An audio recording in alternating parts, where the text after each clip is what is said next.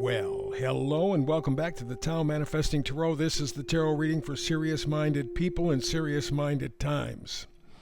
This is not a lollipops and rainbows kind of tarot forecast. From my point of view, and I've done tarot for over 20 years, from my point of view, tarot does not predict anything, not in a meaningful way. And most of the tarot readers are the shell movers. You know, the pea in the shell, you move the shells around, the peas underneath one of the shells. It's a scam.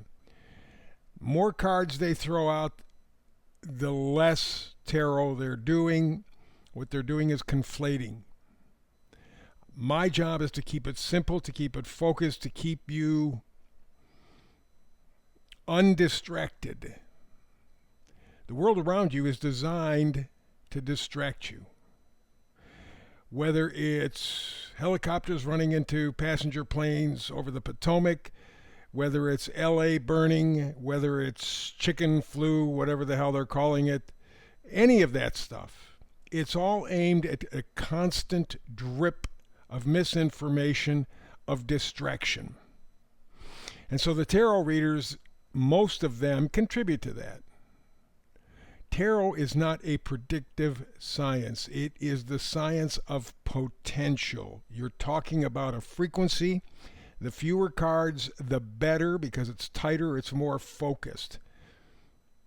And in terms of your resonating with the frequency from the tarot reading, don't expect much. That is to say, out of 10 people, 1, maybe 2 will resonate with the frequency.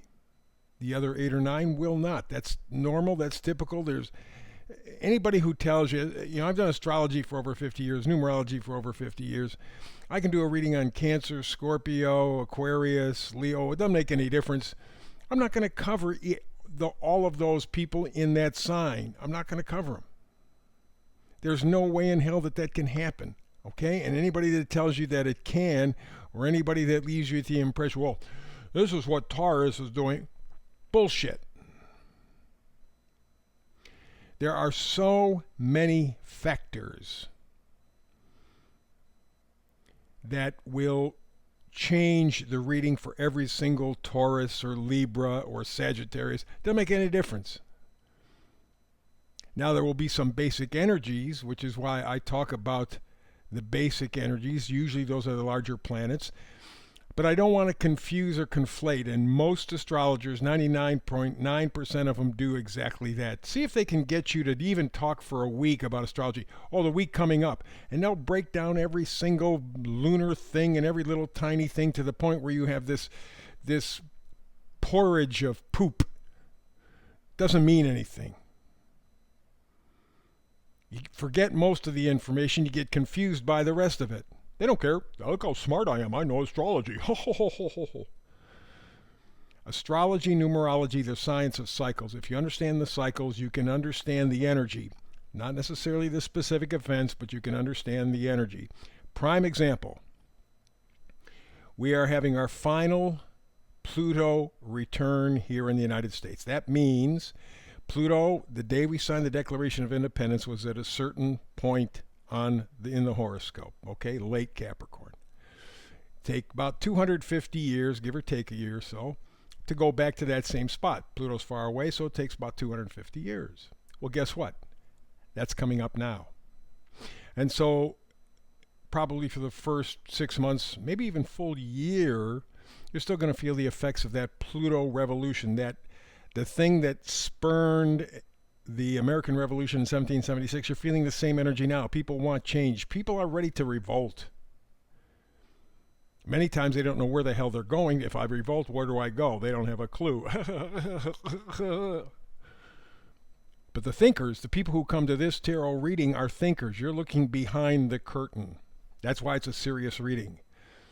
But interestingly, what helped fuel the American Revolution in 1776 is coming back. And you know what's happening July 4th, 2026, year and a half from now? 250th anniversary of the United States of America. You see the same kind of energy showing up differently, but it's the same kind of energy. That's That's what astrology is good at. That's what numerology is good at. But when you get into the minutia, the ascendants are changing all the time. The north node, south node is changing all the time. The wheel is changing all the time. If I have to explain any of those things to you, you don't know enough about astrology, I'm not going to get into it. It's just, it's in constant motion. And for these people that break down the minutia, what Venus is doing, what Mars is doing, what Mercury is doing, what the moon is doing, is insane. What you look for are the large trends, but they can't do that because they have to be so smart. They have to be the experts. In the end, it's mud. Here, it's simple, it's plain, it's clean. We're not predicting anything. We're talking about a frequency. If it applies, please, please use it to manifest. If it doesn't apply, don't worry. I'm here tomorrow, the next day, next week, next month. Doesn't make any difference. I'm here every single day. And if you listen every day, hopefully you'll gain something. And at one point, that frequency and you are going to match and you're off and running again. Keep it simple, stupid. Because that way you can focus like a laser beam. And that's really what I think a good astrologer does. It takes this light bulb and turns it into a laser beam. Don't worry about the moon. Don't worry about all these other little planets. If something special is going on, I will tell you about it. Like, for example, this week, Uranus now going forward. Uranus is the planet of revolution, communication. We're heading into Gemini, communication. What comes up? This big AI program out of China that caught everybody by surprise. That's what we do here. So let's get to the tarot reading and let's see how you match up with the energy. Got 4 tarot cards. One in the middle is the oracle card. It sets the mood. Today, the oracle card is peace. I remember as a kid, that kind of thing would not appeal to me. Oh, I'm a kid, peace. What the hell do I care? Now as an old adult, and I emphasize old, not so much adult, but old, peace. Whoa. Reminds me of Patrick Henry, one of the founding fathers of the United States, America, signer to the Constitution. In his speech, he said, peace, peace, there is no peace. There can't be peace with tyranny. He concluded that speech by saying, give me liberty or give me death. And it's kind of what America and the world is looking at right now. If you look at the plans, if you see what they're doing, if you listen to what they've said and read what they have written, you know they want to get rid of us. It's called eugenics. And by 2050, if they get their way, and the odds right now are 50-50, maybe a little bit more in their favor, maybe 60-40, not in our favor. But if they get their way, 9 out of every 10 people on the planet are going to be gone by 2050. That's what they want. That's what they've said. So the idea of peace, man, you can't even put a price tag on that. But that's the message for the day. Let's get to the meme. It says, you are responsible for your own happiness and peace. If you expect others to make you happy, you're always going to be disappointed. Gift yourself the best gift of all, the gift of peace. You can handle all the rest of the bullshit. Gift yourself the gift of peace. Nobody else is going to give it to you. You can't buy it. No price tag.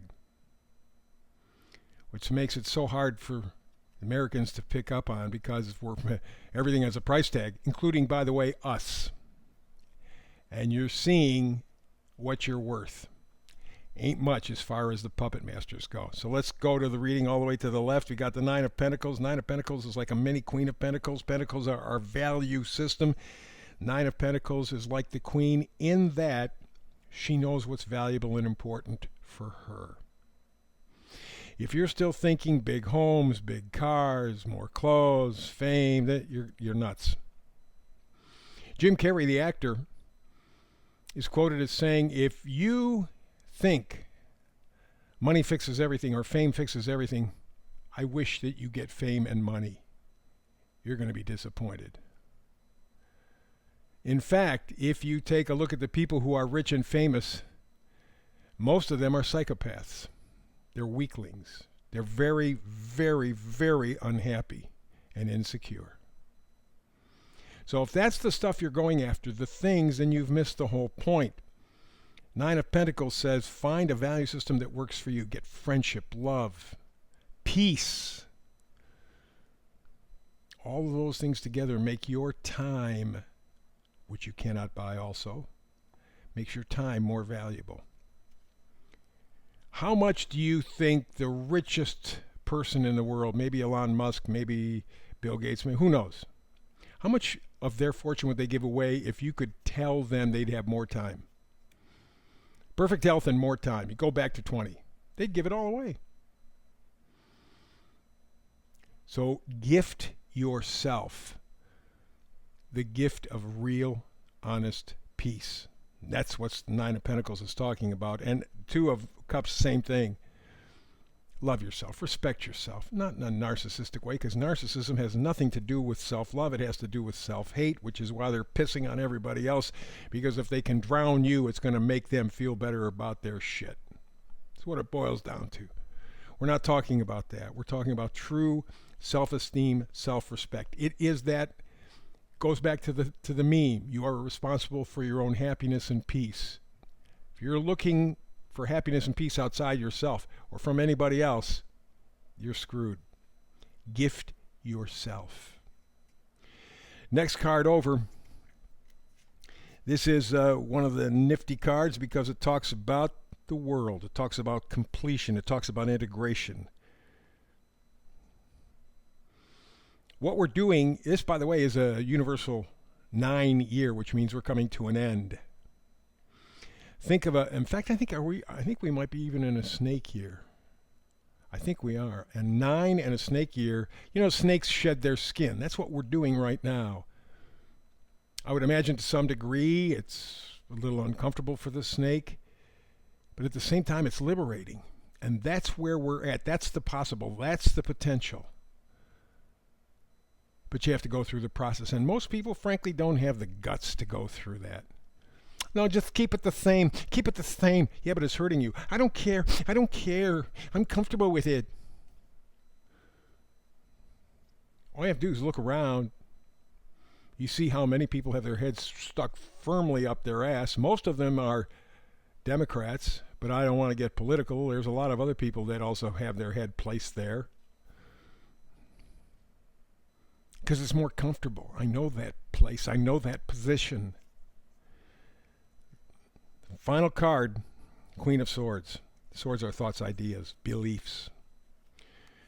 The Queen is the one that helps you to change it.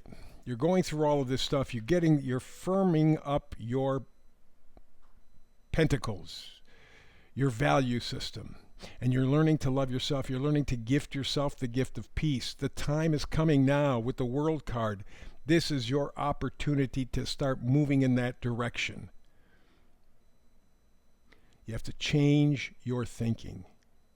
Now, if it was the Knight of Swords, I'd say there's something coming in. Queen of Swords means that you are going to have to make the effort. You are going to have to make the decision to change the way you see, hear, and think about your life, yourself.